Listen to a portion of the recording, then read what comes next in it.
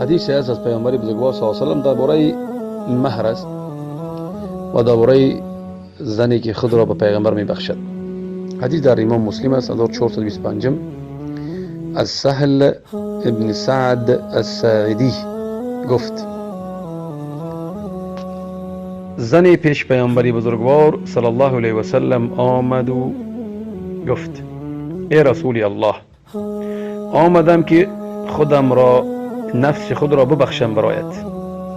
بخشیدن نفس معنی چرا دارد؟ معنی که مرا زن بگیر به مهر، مرا زن بگیر به مهر.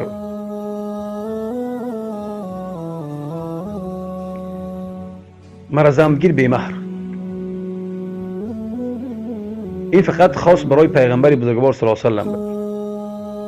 نیکی از روی می حدیث حکم استنباط، علما حکم استنباط می‌کنند که جایزه ای که زن و از دیگر حدیث ها، از حدیثی که پیغمبر صلی الله علیه و سلم خدیجه رضی الله عنها چی میکند پیشکش می‌کند خدشه، جایزه ای که زن اگر که بیند که یک مردی نکو است، مردی چی است، دانشمند است، یا که مردی با تقوا است، مردی پارسا است، هیچ باکی ندارد که بیا مرا بگی، هیچ باکی ندارد. پس گفت که من آمدم که نفس خود را برای تو ببخشم. پیغمبر صلی الله علیه و سلم نظر کرد به او، اینکه سرش برداشت، نظر کرد و سرش پایان فرو آورد. پس به سرش حرکت داد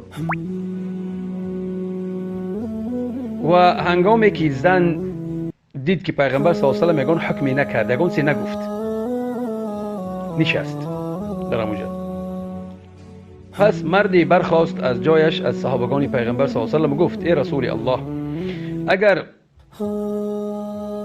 اگر تو در این زن یگان حاجتی نداری، یعنی که زنش نمیگیری، پس برای من بزنیش بتی، برای من بزنی بتیش.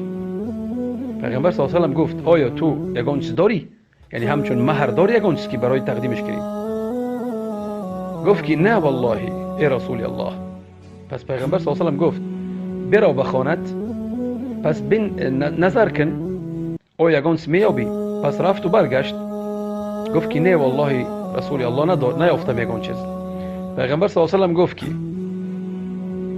ببین حتی که یک کله یا که انگشتری از آهنم باشد.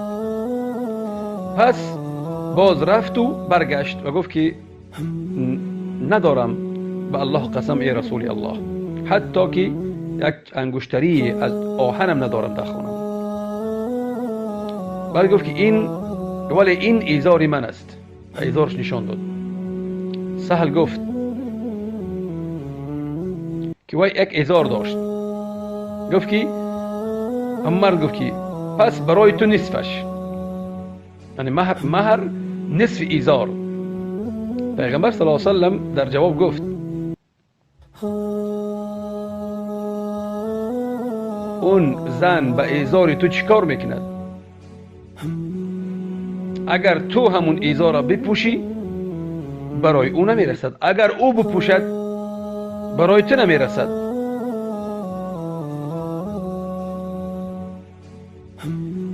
پس مرد نشست در همونجا، حتی که یعنی که وقتی چی طولانی نشست در هم مجلس و از جاش خیست و برفت. پس پیغمبر بزرگوار صلی الله علیه و سلم دید که همون مرد برفت، پس امر کرد که باز اثری نویا ندا کنن، فریادش کنن بیاید. پیغمبر صلی الله علیه و سلم وقتی که آمد، پیغمبر صلی الله علیه و سلم گفت: ماذا معك من القرآن، یعنی چقدر قرآن اذیت کرده، چقدر میدونی؟ اون مرد در جواب گفت که سوره فلانی و سوره فلانی و فلانی نامبر چون کرد. پس پیغمبر صلی الله علیه و سلم چی گفت؟ تقرأهن عن ظهر قلبك، یعنی همون زنه یاد میتی همین سوره ها را، از یادش میتی، از یادش میتی همین سوره ها را. گفت بله ای رسول الله. پس گفت برو. پیغمبر صلی الله علیه و سلم گفت برو هر آینه من همین زنه برای تو دادم، برای تو بزنیش دادم همین زنه. با آن سوره هایی که تو چی ازیاد کرده ای، یعنی که مهرش در همین چی شد؟ مهر همون زن تعلیم دادن همون سوره ها، تعلیم دادن قرآن مهر همون زن شد. و در حالی که زن وکیل نداشت، ولی نداشت، ولی که نداشت، پیغمبر صلی الله علیه و سلم که امام بود بزنی دادش، بزنی داد همون زنه به اون مرد. همین حدیث خیلی جالب است.